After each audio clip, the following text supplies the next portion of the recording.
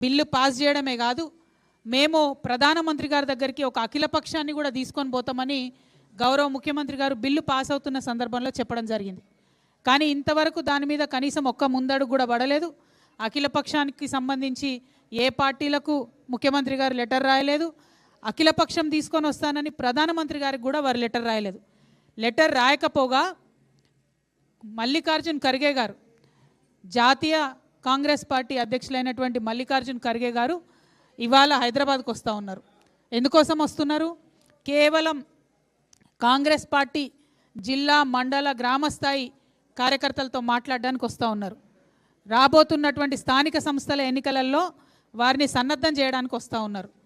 అంటే మీరు తెలంగాణకు వచ్చి ఇక్కడ ప్రజల ద్వారా స్థానిక సంస్థల ఎన్నికల్లో లబ్ధి పొందుదామని చూస్తున్నారు తప్పితే 42% బీసీలకు రిజర్వేషన్ ఇవ్వకుండా స్థానిక సంస్థలకు పోతామని మాత్రం చెప్తలేరు.